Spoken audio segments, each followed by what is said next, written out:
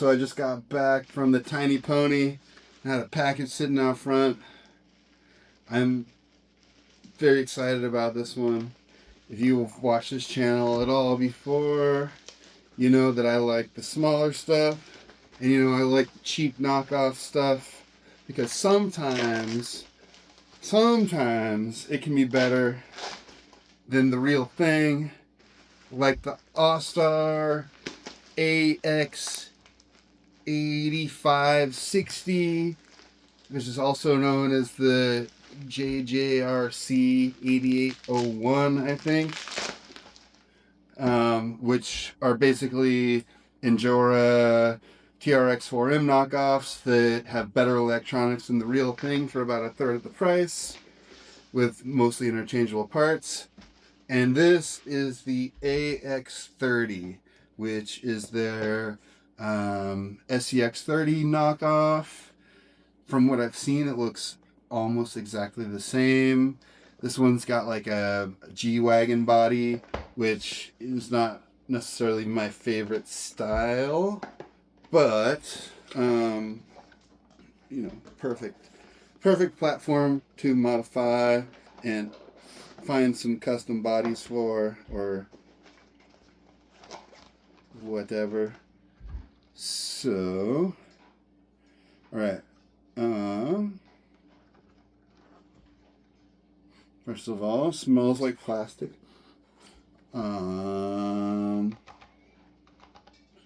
Feels a little bit bouncier.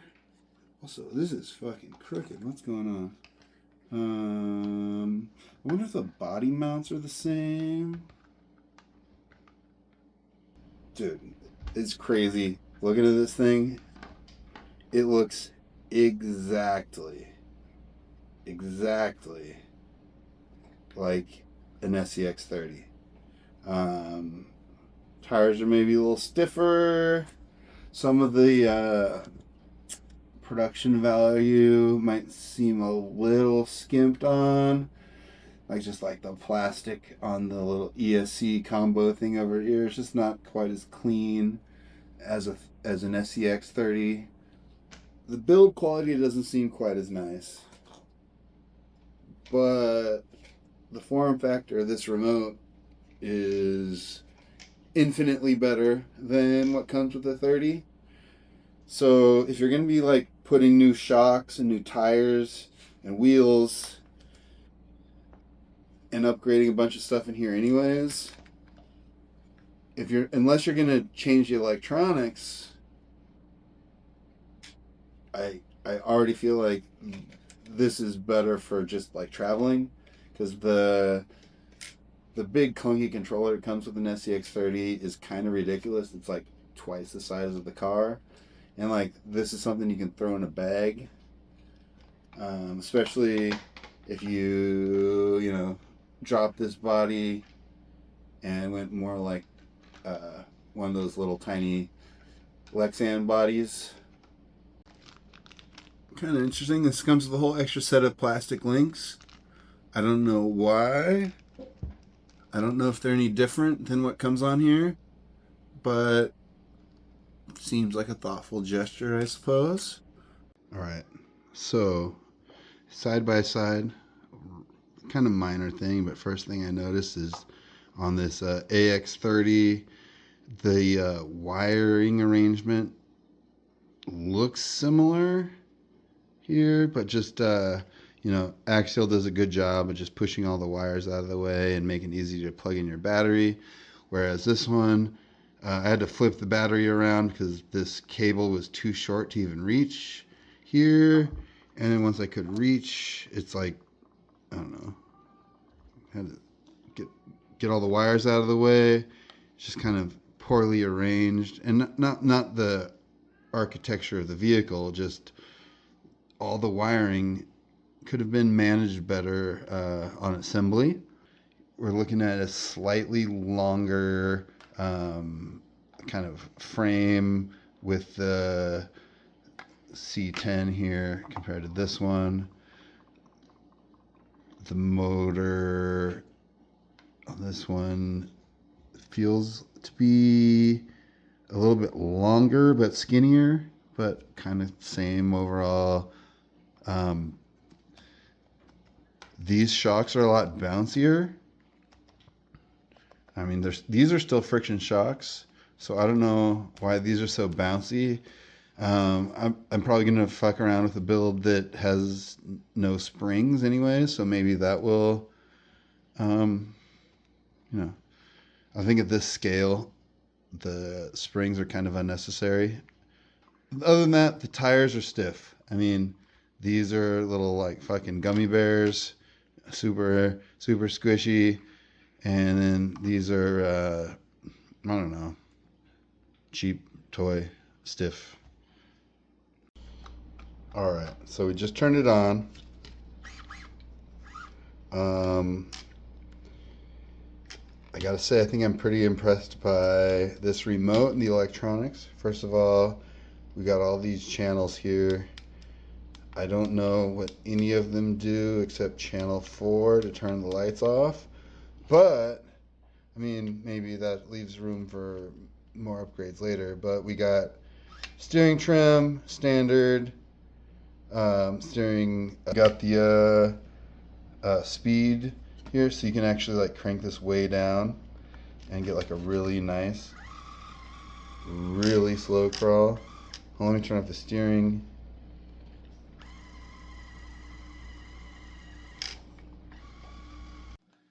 All right, so enough rambling. But seriously, this thing, the electronics are great. The remote is great. Sunday, I know you want all the attention, but you wanna. I know you're cute. Come on. You're gonna knock over the camera. Sorry, little lady. Here, you want to come chase this? So, it is. I'm sure there's some ways to adjust, but right now this is set up with the brake and then reverse. I know some people don't like that. Sunday, love you, but we're doing a review here. So sorry, it's like 1 in the morning, trying to get this out as soon as possible because there's nothing about this car out here. Anyways, electronics are great. If you're gonna be spending money on upgrading your wheels and tires and your shocks anyways, you might as well get this $65 car over the $100. By the time you put, $20 into some good wheels and tires and another, $17 into your shocks, maybe a little bit of brass, I think that this could be a better value than the Axial. You might need to tinker with some things. There's like a little bounce here. I feel like maybe some gears are set too tight. I don't know if you can see that on camera. The rear end kind of bounces a little bit when it goes in full.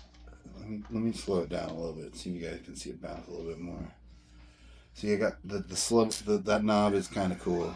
So see, this is full throttle, and you can.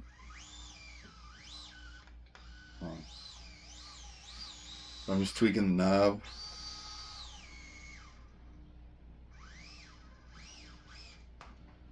It's full throttle on the finger.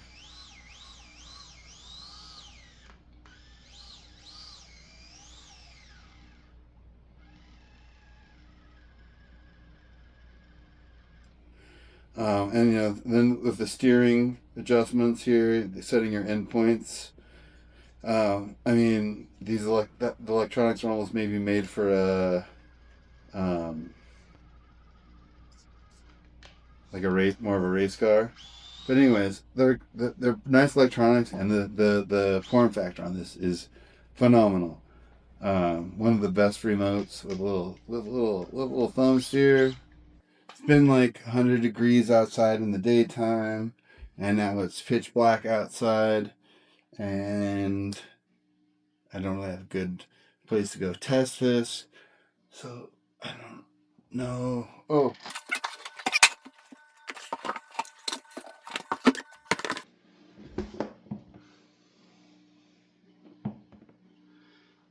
Universal rocks.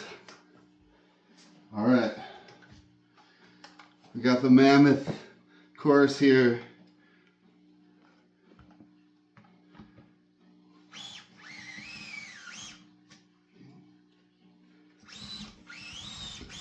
So even with the steering turned all the way up, it doesn't have the tightest turning radius, I gotta say. I wonder if you could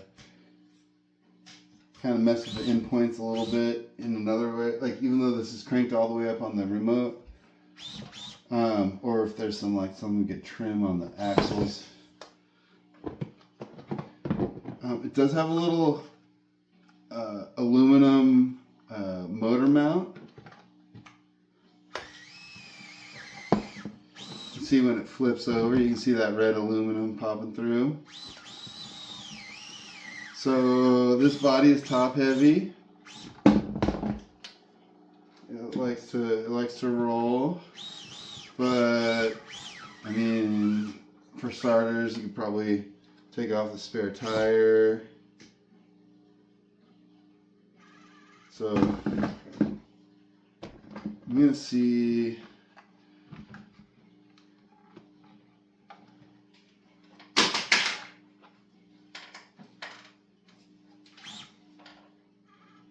So even with the throttle set to maximum, I'm gonna see how slow it can crawl.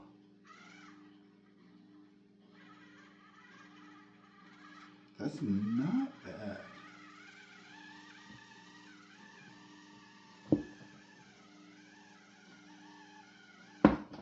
Okay, so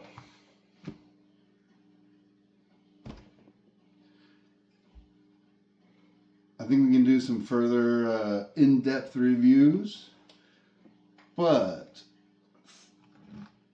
I think for starters,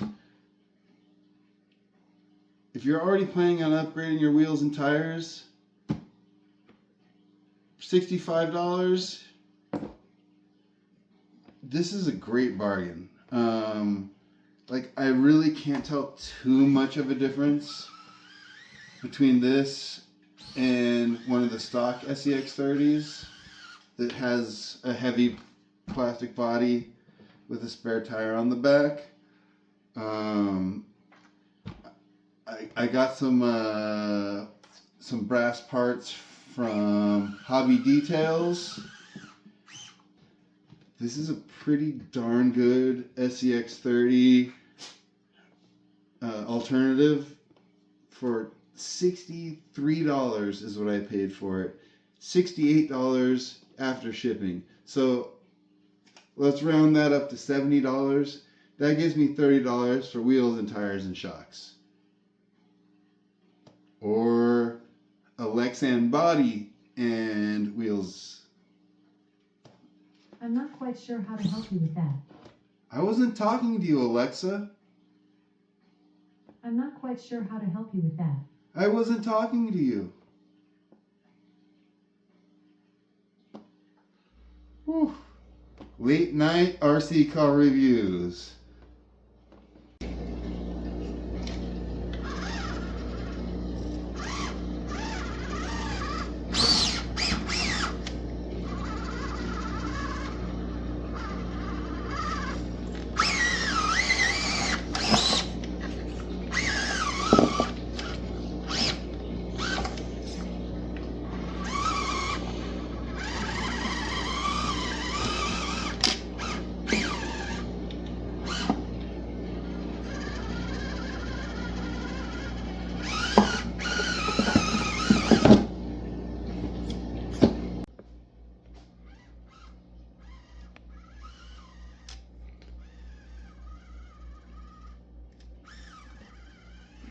This Universal Rocks course is a great way to crawl around your kitchen when your wife's out of town. Let's go around, maybe go over the lower portion here. Yeah, I guarantee you, if we put a Lexan body on here, it would drastically improve the performance. All right, so the AX30 is not quite as good as an Scx30. But if you're going to be changing out the wheels and the tires and doing the basic upgrades, I think it's actually a better car, mostly because of the remote. I don't know.